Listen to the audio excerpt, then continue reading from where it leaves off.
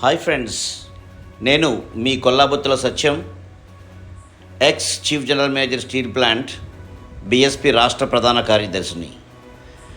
మిత్రులారా, 2025 సంవత్సరం April 14 Bharat Ratna Babasaheb doctor BR Ambedkar గారి జన్మదిన వేడుకలు డాక్టర్ బిఆర్ అంబేద్కర్ కోనసీమ జిల్లాలో అన్ని గ్రామాల్లోనూ కూడా ఎంతో ఉత్సాహభరితంగా జరిగాయి. నేను ప్రత్యక్షంగా కొన్ని గ్రామాలు సందర్శించి, అలాగే అమలాపురంలోని ఎల్ఐసి ఉద్యోగులు, అలాగే కోనసీమ ఇన్స్టిట్యూట్ ఆఫ్ మెడికల్ సైన్సెస్లో ఉన్నటువంటి వైద్యులు, డాక్టర్లు, నర్సులు, ముఖ్యంగా స్త్రీలు, బాలికలను ఉద్దేశించి బాబాసాహెబ్ అంబేద్కర్ యొక్క గొప్పతనం గురించి వివరించడం జరిగింది. అంబేద్కర్ పేరు పెట్టుకున్నటువంటి ఈ జిల్లాలో ఈ జిల్లా మొత్తం అంబేద్కర్ అభిమానులకు చెప్పి యువకులు, పెద్దలు, చిన్నలు అందరూ కూడా ఎంతో ఉత్సాహంగా చాటి చెప్పడం జరిగింది. ఇదే స్ఫూర్తితో వీరందరూ అంబేద్కర్ ఆశయాన్ని అర్థం చేసుకుని ఓటు హక్కును వినియోగించుకొని తమ పార్టీ అయినటువంటి బహుజన్ సమాజ్ పార్టీకి ఓట్లేసి గెలిపించి రాజ్యాధికారులు అవుతారని మనం ఆశిద్దాం. మిత్రులారా, ఈ వీడియోలో అమలాపురం డివిజన్లోని ఎల్ఐసి ఉద్యోగులను ఉద్దేశించి, అలాగే కిమ్స్లోని డాక్టర్లను ఉద్దేశించి మాట్లాడిన కొన్ని మాటలు ఎడిట్ చేసి ముఖ్యమైన విషయాలు మీ ముందుంచడం జరిగింది. మీరంతా పూర్తిగా విని కామెంట్ చేయాల్సిందిగా నేను కోరుతూ ఉన్నాను. మీకు చాలా క్లుప్తంగా వివరించడానికి ప్రయత్నం చేస్తాను. ఎందుకంటే ఎస్సీబీసీలు అందరూ కూడా బాబాసాహెబ్ అంబేద్కర్ తమ కోసమే చేశాడు అని ఎక్కువగా అనుకుంటూ ఉంటారు. చాలా ఎక్కువ వారి కోసమే చేశాడు. కానీ మిగతా వారందరూ కూడా బాబాసాహెబ్ అంబేద్కర్ వాళ్ళ వాడని కూడా అనుకుంటుంటారు. అంటే ఎస్సీబీసీల వాడని అనుకుంటూ ఉంటారు. ఆయన ఈ దేశానికి చేసినటువంటి సేవలు ఏవైతే ఉన్నాయో అవి చాలా కారణాల వల్ల, రకరకాల కారణాల వల్ల అవి ప్రజలందరికీ తెలియలేదు. ఆయన్ని మనొక సామాజిక శాస్త్రవేత్తగానే, అంటరాని వారిని పైకి తీసుకొచ్చిన వాడుగానే గుర్తిస్తాం తప్ప ఆయన మొట్టమొదటి డిగ్రీ ఎకనామిక్స్ లో ఉంది అనే విషయం చాలా మందికి తెలియదు. ఎకనామిక్స్ పిహెచ్డి, మొట్టమొదటి పిహెచ్డి ఎకనామిక్స్ లో ఉంది. ఆయన ఇచ్చినటువంటి, అంటే బ్రిటిష్ వాళ్ళు ఉన్నప్పుడే ఈ దేశంలో ఆయన ఇచ్చినటువంటి ఎకనామిక్స్ థియరీ ఆధారంగా ఈ దేశ అభివృద్ధికి బ్రిటిష్ వాళ్ళు శ్రీకారం చుట్టారు. మీకు అందరికీ తెలుసు ఈ రోజున, ఎందుకంటే చాలా 3-4 పాయింట్లే చెప్తాను. ఎందుకంటే అంబేద్కర్ గారి గురించి మాట్లాడాలంటే ఒక మహాసముద్రం అంత జ్ఞానం ఉంది మాట్లాడాలి అంటే. అదంతా మాట్లాడడానికి మనకి రోజులు, వారాలు కూడా సరిపోదు. మీకు 15-20 నిమిషాల్లో చెప్పాలంటే చాలా క్లుప్తంగానే చెప్పుకోగలుగుతాం. ఆయన ఈ దేశానికి ఇచ్చినటువంటి మొట్టమొదటి వరం ఏమిటి అంటే 1930 నాటికి భారతదేశంలో ఉత్పత్తి రంగంలో ఉన్న వాళ్ళు ఈ దేశంలో ఉన్నటువంటి 20% మంది ప్రజలు మాత్రమే. ఈ దేశంలో ఉన్న ప్రజానీకంలో 20% మంది మాత్రమే ఉత్పత్తి రంగంలో ఉన్నారు. మిగతా వారు చాలా ఎక్కువ మంది అంటరాని వారిగా ఊర్లు బయట ఉన్నారు. చాలా మంది వారి యొక్క కుల వృత్తులు చేసుకుంటూ ఉత్పత్తి రంగానికి ఉపయోగపడకుండా సేవలు చేసే వృత్తిలో ఎక్కువ మంది ఉన్నారు. ఒకవేళ ఆ 20% మంది ఈ రోజుకి ఉత్పత్తి రంగంలో ఉన్నారు అనుకోండి. ఉదాహరణకి, అంటే 20% ఆఫ్ ది పాపులేషన్ మన ఉత్పత్తిని చేస్తూ ఉంటే ఈ దేశంలో, ప్రపంచంలో 4వ ధనిక దేశంగా భారతదేశం అవ్వడం సాధ్యమవుతుందా? ఈ రోజున అంటే చాలా ధనం పెద్దవాళ్ళ చేతిలో ఉంది, అది వేరే విషయం అయినప్పటికీ కూడా మొత్తం భారతదేశం ధనవంతా తీసుకుంటే ప్రపంచంలో 4వ ధనిక దేశం. అట్లీస్ట్ అందరికీ చెందకపోయినా కూడా. మరి 4వ ధనిక దేశంగా చెందడానికి అవ్వడానికి కారణం ఏమిటంటే ఈ ఉత్పత్తికి దూరంగా ఉన్నటువంటి అంటరాని వాళ్ళని, అలాగే కులవృత్తులు చేసుకున్నటువంటి ఈ బీసీ కులాలందరినీ కూడా ఊళ్ళలోకి తీసుకొచ్చి అంటరానితనాన్ని రూపుమార్పి వీళ్ళందరినీ కూడా ఉత్పత్తి రంగంలో భాగం పంచుకునే విధంగా ఆయన కృషి చేశాడు. ఇది కేవలం డాక్టర్ బిఆర్ అంబేద్కర్ ఒక్కడే చేశాడు. దానికి కారణం ఏంటంటే ప్రపంచంలో కార్ల్ మార్క్స్ తర్వాత ఎకనామిక్స్ లో చాలా అత్యంత తెలివైన వాడు బాబాసాహెబ్ అంబేద్కర్.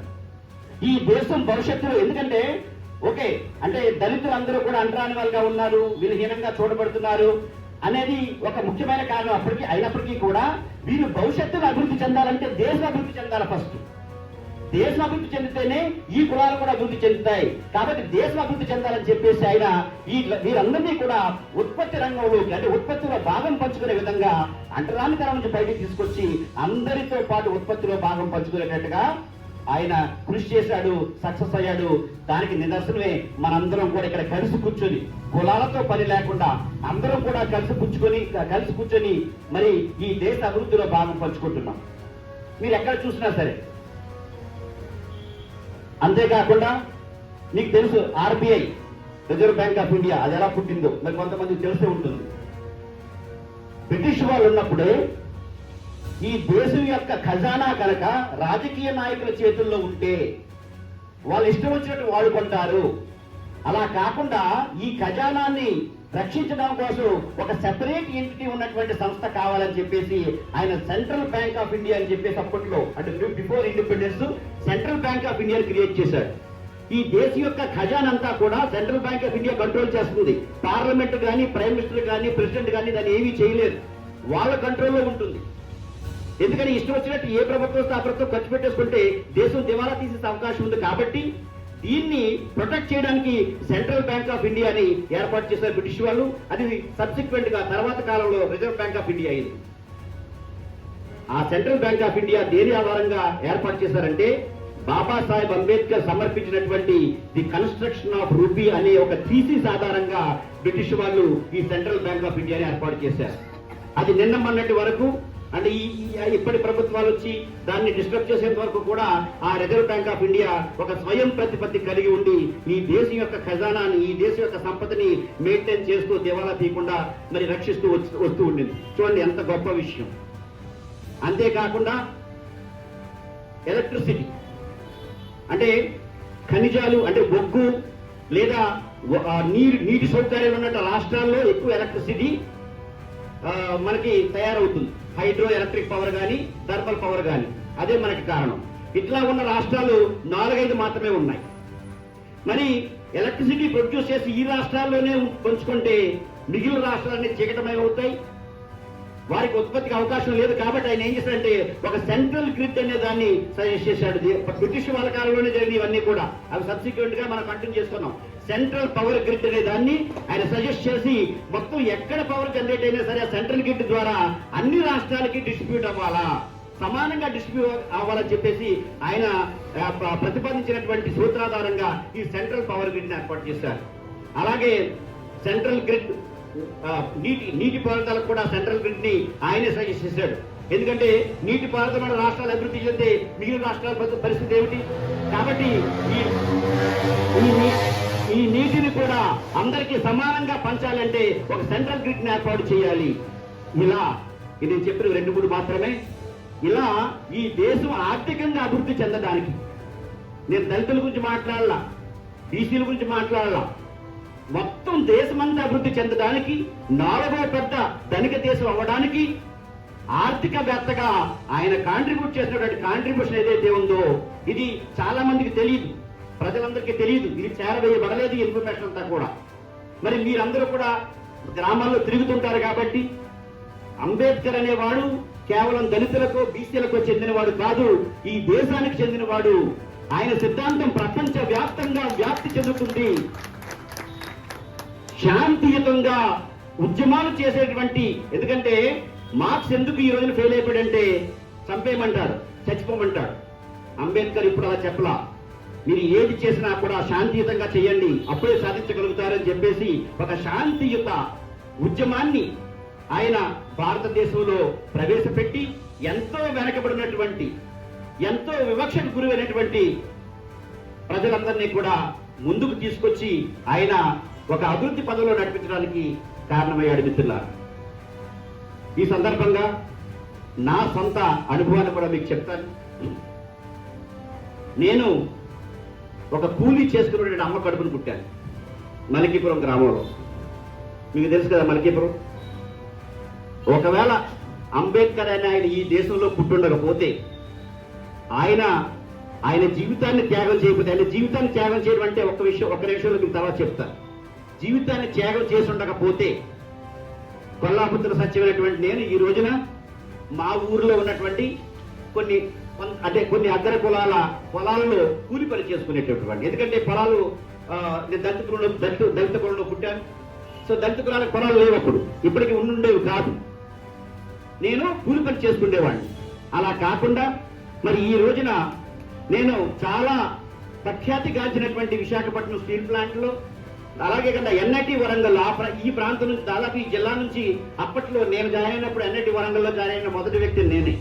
అప్పట్లో ఎన్ఐటి వరంగల్లో బీటెక్ చదివి స్టీల్ ప్లాంట్ లో జాయిన్ అయ్యి మరి చీఫ్ జనరల్ మేనేజర్ స్థాయికి, అంటే chief general manager almost top management స్థాయికి వచ్చి రిటైర్ అయ్యి నేను ఈ రోజున మరి మీ ముందు మాట్లాడగలుగుతున్నానంటే దానికి కారణం బాబాసాహెబ్ అంబేద్కర్ జీవిత త్యాగం. ఇస్తున్నారు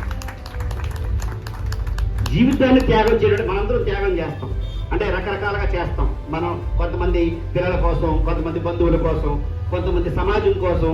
ఎందుకంటే మీ ఇప్పుడు ఒక లేని పిల్లాడికి 4 పుస్తకాలు కొనిచ్చినా కూడా అదొక త్యాగమే. ఎందుకంటే మనం ఎవరు అడగలేదు చేయమని, కానీ మనం చేస్తున్నాం. అలా రకరకాల త్యాగాలు చేస్తూ ఉంటాం. అలా కాకుండా బాబాసాహెబ్ అంబేద్కర్ చేసిన త్యాగం ఏంటంటే మిత్రులారా, 5 బిడ్డల్లో 4 బిడ్డలు చనిపోయారు. అనారోగ్యం పాలై, డబ్బులు లేక. అంటే ఎంతో చదువుకున్న అంబేద్కర్ గారికి డబ్బులు లేకపోవడం ఏంటి? డబ్బులు లేక ఆయన పిల్లల్ని మరి అనారోగ్యం పాలై చంపేసుకున్నాడు. అట్లాగే భార్య, చాలా యుక్త వయసులోనే భార్య చనిపోతుంది మిత్రులారా. కారణం ఏంటంటే ఆమెకి రక్తహీనత వస్తే హాస్పిటల్ తీసుకెళ్ళడానికి డబ్బులు లేక ఆమె చనిపోతుంది. అన్ని డిగ్రీలు చదివినటువంటి, ఏది కొలంబియా యూనివర్సిటీ ఇంగ్లాండ్ లో చదివినటువంటి అంబేద్కర్ గారికి డబ్బులు లేకపోవడం ఏంటి? ఏం చేశాడు ఈ డబ్బులన్నీ? ఏం చేసి ఈ చదువంతా? మిత్రులారా, ఆ చదువంతా కూడా ఈ రోజున మనందరం కూడా అందరితో కలిసి చాలా గర్వంగా బ్రతకగలడానికి అవకాశాన్ని కల్పించేందుకు ఉపయోగించాడు. ఈ దేశాన్ని అభివృద్ధి చేయడానికి ఉపయోగించాడు. అంతదాని వాళ్ళగా ఊరి బయట నెట్టివేయబడ్డటువంటి చాలా మంది ప్రజల్ని మరి ఈ సమూహాల్లోకి తీసుకొచ్చి అందరితో సమానంగా బ్రతికేటువంటి ఒక హక్కుల్ని, అలాగే ఫెసిలిటీస్ ని క్రియేట్ చేయడానికి తన జీవితాన్ని మొత్తం ఉపయోగించాడు మిత్రులారా. తన డబ్బుని, తన సమయాన్ని మొత్తం అంతా కూడా ఇది జీవితాన్ని అర్పించడం అంటే.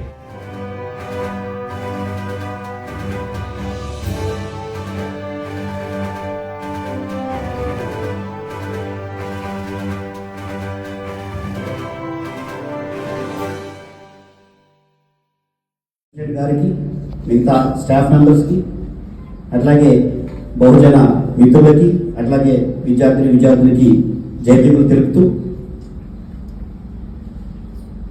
బాబా Saheb's contribution towards this nation, towards females and towards SCBCs, ఈ 3 పాయింట్ల మీద 5 minutes I would like to explain. నేను స్టీల్ ప్లాంట్ లో ఉన్నప్పుడు ఒక క్లాస్ చెప్తున్నాను, అంటే this is for the SCBC girls and boys. ఈ పాయింట్ నేను ఒక అంబేద్కర్ గారి గురించి చెప్తూ, ముఖ్యంగా అక్కడ ఉన్నటువంటి SC ఎంప్లాయీస్ చిల్డ్రన్ కి, యూత్ కి ఒక క్లాస్ చెప్తున్నప్పుడు ఒక గర్ల్ లేచి నన్ను అడిగింది, uncle why I should know about Ambedkar? My father is an engineer, I'm studying medicine. She was a doctor that time, she completed rather. Why I should know about Ambedkar అని అడిగింది. ఒక నిమిషం పాటు I was not having answer. నేను చెప్పలేకపోయాను. ఒక నిమిషం ఆలోచించి then I asked her a question. అమ్మా, what was your grandfather అని అడిగింది.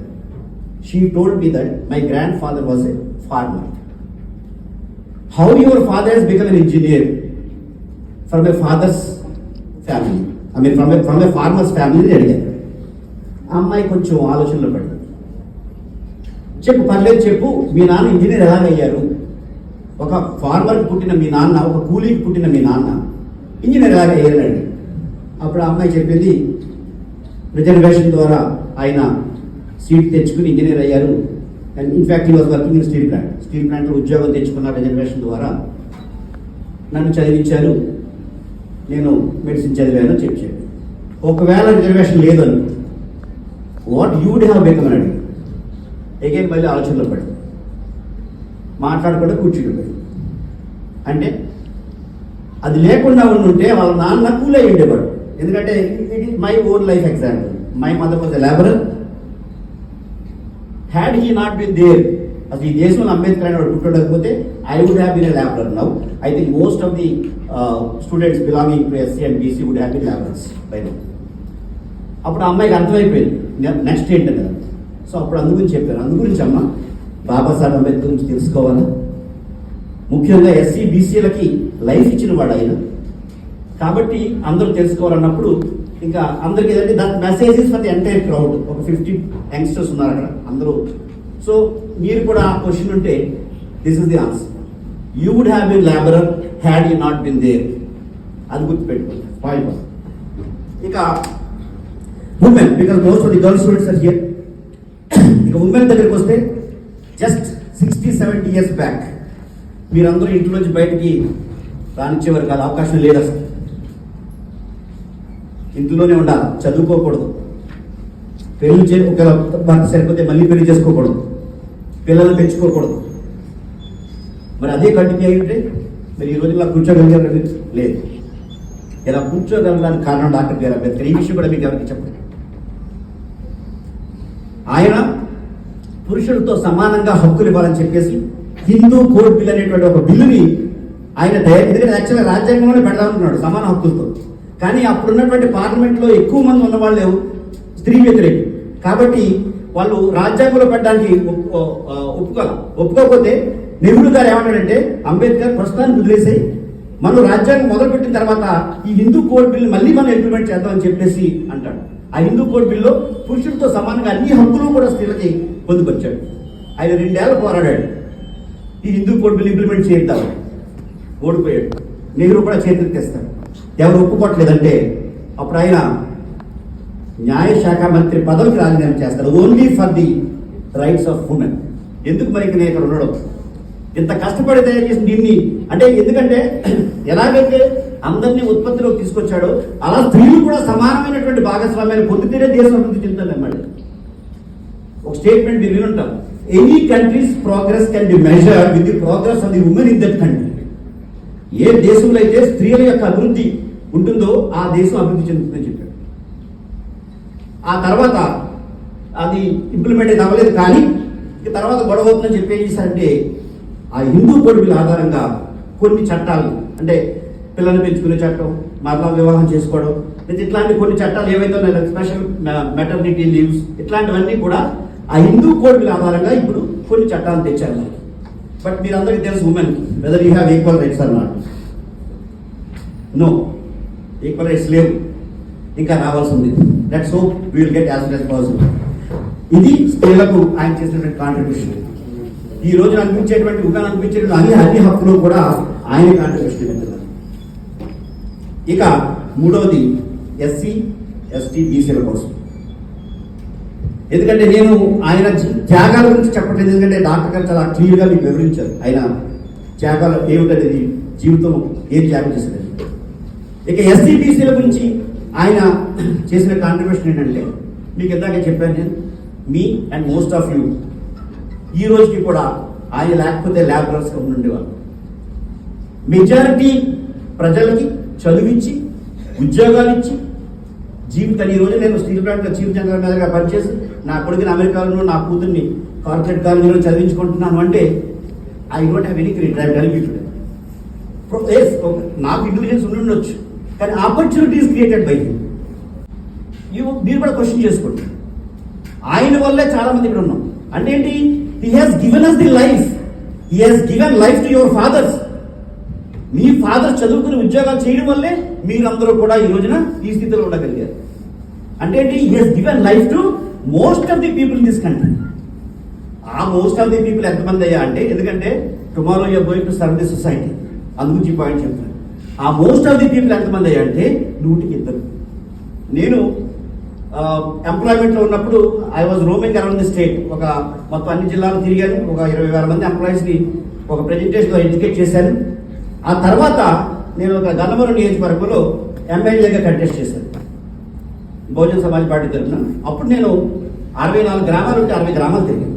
అక్కడ తిరిగినప్పుడు నాకు అర్థమైంది ఏంటంటే మనందరం కూడా ఓన్లీ 2%, 98% ప్రజలు ఎవరైతే ఉన్నారో మన బ్రదర్స్ ఇంకా విలేజ్లో అలాగే ఉన్నారు. చదువుకున్నారు కావచ్చు, డిగ్రీ చదివారు కావచ్చు, ఉద్యోగాలు లేవు, కూలి పనులు చేసుకుంటున్నారు, ఏది ఇంజనీరింగ్ చేసి పెయింటింగ్ జాబులు చేసుకుంటారు. ఇప్పటికీ వారికి ఆ అవేర్నెస్ లేదు, జ్ఞానం లేదు. Doctor BR Ambedkar has told us, మనందరికీ చదువుకున్న వాళ్ళకి ఏం చెప్పాడంటే, మీరందరూ చదువుకున్నారు, మీ తెలివితేటలు ఉన్నాయి, నా కాంట్రిబ్యూషన్ ఉంది, నా త్యాగం ఉంది. కానీ మీరు ఒక స్థాయికి వచ్చిన తర్వాత ఈ దేశం ఇంకా అభివృద్ధి పదంలో నడవాలి, నిలబడాలి అంటే ప్రజలందరూ మంచి మార్పు కావాలి. ప్రజలందరూ కూడా సమాజంలో నివసించాలి. ప్రజలందరూ కూడా పేదరికం లేకుండా ఉండాలి. వాళ్ళందరూ ఉండాలంటే నా త్యాగాల ద్వారా బెనిఫిట్ పొందినటువంటి మీరంతా ఎవరైతే ఉన్నారో the 2% of the people, please serve 98%. మొక్కుతున్నారు, ఇంకా గ్రామాల్లో మొక్కుతూ ఉన్నారు, పేదరికంతో కుల వివక్షతో మొక్కుతున్నారు. వాళ్ళందరినీ మీతో పాటు పైకి తీసుకురావడానికి మీరు కాంట్రిబ్యూట్ చేయండి. నాలాంటి జీవితాన్ని త్యాగం చేయదు మీరు, but contribute or spend an hour, a little knowledge, a little 1 rupee. మీరంతా ఎందుకంటే కోట్లాది మంది ఉన్నారు, మీరందరూ చిన్న చిన్న త్యాగాలు చేస్తే ఈ వెనకబడిన వాళ్ళందరూ కూడా ముందుకు వస్తారు, పైకి వస్తారు అని చెప్పేసి he has given us the message. And ఓవరాల్గా దేశాన్ని మనం సమసమాజం వైపు నడిపించాలి అంటే ఎవరైతే ఇక్కడ వివక్షకు గురవుతున్నారో, ఎవరైతే పేదరికంలో ఉన్నారో, ఎవరైతే వెనకబడి ఉన్నారో వాళ్ళందరూ సమంగా అవ్వాలంటే వాళ్ళు నిర్ణయాలు తీసుకునే స్థితికి రాగలగాల. This is what he told. ఎందుకంటే చాలా మంది ఇప్పుడైతే నేను రోడ్ల మీద వస్తున్నప్పుడు సైలెన్సర్ తీసుకుని ఆమె తీసేసి డబ్బని బండ్లు నడుపుతున్నారు, పెద్ద పెద్ద జెండాలు వేసి తిరుగుతున్నారు మన యువకులు మిత్రులు. భయమేస్తుంది. అంత అభిమానం బాబాసాహెబ్ అంటే రక్తం పోసేసుకుంటారు, రక్తం ఇచ్చేస్తారు. కానీ ఆయన చెప్పిన మాట ఏదైతే ఉందో, ఎందుకంటే he sacrifice just like that కాదు కదా. ఎవరి కోసం సాక్రిఫైస్ చేశాడు? He wanted an equal society. సమాజం కావాలనుకున్నాడు. కుల వివక్ష లేనటువంటి పేదరికం లేని సమాజం కావాలనుకున్నాడు. మరి ఆ సమాజాన్ని సాధించే బాధ్యత ఎవరిలో పెట్టాడు? మనమైతే పెట్టాడు. ఇప్పుడు ఈ సైలెన్సర్ తీసుకుని డబ్బని సోదరు చేస్తూ తిరిగిన యువకులందరికీ ఈ విషయం తెలియదు. ఆయన మనకు లైఫ్ ఇచ్చాడు, మనకు గౌరవాన్ని ఇచ్చాడు అనుకున్నారు తప్ప మన మీద ఒక బాధ్యత పెట్టాడనే విషయాన్ని మాత్రం ఎవరో తెలుసుకోలేదు. సో అయితే సమయం లేదు కాబట్టి I'm just cutting short. So my dear friends, అంటే I'm very happy to be here, I'm very privilege to be here. ఎందుకంటే నాకు చాలా ఇష్టం ఇలాంటి యూత్ని అడ్రస్ చేయడం. ఎందుకంటే భవిష్యత్తు మీది, ఈ దేశం మీకోసం సమాజం అవ్వాలి. మేము we're going very towards the end. మీరు సమాజంలో, మీ పిల్లల సమాజంలో బ్రతికితేనే ఒక ఆత్మ గౌరవంతో, ఆత్మ సంతృప్తితోటి బ్రతకగలుగుతారు. కాబట్టి please spend some time, please spend some of your intellectuality at 1 rupee and look towards your people. Thank you. జై భీమ్. అందరికీ కూడా శుభాకాంక్షలు. మిత్రులారా, నేను ఒక 5-6 చోట్లకు వెళ్ళి మరి అక్కడ సందర్శించి వారందరితో మాట్లాడి రావడం జరిగింది. ఒక విషయం అర్థమైంది ఏంటి అంటే, అందరి మనసుల్లోనూ అందరి గుండెల్లోనూ కూడా అంబేద్కర్ గారు ఉన్నారు. ఆయన్ని మనం దేవుడిగా చూస్తున్నాం, ఆయన జన్మదినాన్ని సంతోషంగా జరుపుకుంటున్నాం. కానీ ఈ సందర్భంగా నేను మీకు చెప్పదలుచుకున్నది ఏమిటి అంటే, ఆయన ఎక్కడున్నా కూడా మనం చేసేటువంటి సంబరాలను చూసి సంతోషపడుతూ ఉంటారు. కానీ ఆయన ఇంకా ఎక్కువ సంతోషపడేది ఎప్పుడు అంటే, ఆయన మనపై పెట్టినటువంటి బాధ్యతను మనం నెరవేర్చినప్పుడు. ఆయన తన జీవితాన్ని త్యాగం చేసి మనకి ఎన్నో హక్కులు ఇచ్చింది. ఎందుకు అంటే మనం మన పిల్లలు సంతోషంగా బ్రతుకుతామని. కానీ మీకు అందరికీ తెలుసు, మనము మన పిల్లలు కూడా ఈ రోజున సంతోషంగా లేము. ఇప్పటికీ కుల వివక్ష అనుభవిస్తున్నాం, ఇప్పటికీ తక్కువ కులం అనిపించుకుంటున్నాం, ఇంకా పేదరికంలో ఉన్నాం. దానికి కారణం ఏమిటంటే ఆయన మనపై పెట్టినటువంటి బాధ్యతని నెరవేర్చకపోవడమే. మిత్రులారా, మనం ఈ సందర్భంగా మనందరం కూడా ఒక ప్రతిన పూనుదాము. బాబాసాహెబ్ అంబేద్కర్ మన భుజాల పెట్టిపై పెట్టినటువంటి బాధ్యత ఏదైతే ఉందో, ఈ దేశాన్ని మనం పరిపాలించాలా, ఈ దేశాన్ని మనం ఏలాలా. అప్పుడు మాత్రమే మనకి మార్పు వస్తుంది అనే విషయాన్ని మనం గుర్తుకు తెచ్చుకొని భవిష్యత్తులో మొత్తం ఎస్సీ ఎస్టీ బీసీలు అందరం కూడా కలిసి మరి ఒకే తాటి మీదకి వచ్చి మరి రాజకీయంగా ఆయన ఇచ్చినటువంటి ఓటు హక్కును వినియోగించుకొని మన రాజ్యాధికారాన్ని చేపట్టినప్పుడు మాత్రమే ఆయన కన్న కళల్ని మనం నిజం చేసిన వాళ్ళం అవుతాం. ఆయన పుట్టినరోజు పండుగ మరింత మరి ఉపయుక్తంగా ఉంటుందని మీకు అందరికీ వినవిస్తున్నాను మిత్రులారా. జై భీమ్. అంబేద్కర్ గన్నవరం గెలుస్తాం. ఏజీజీ టీవీ మీది. అందరూ సబ్స్క్రైబ్ చేసి, లైక్ చేసి, షేర్ చేయండి.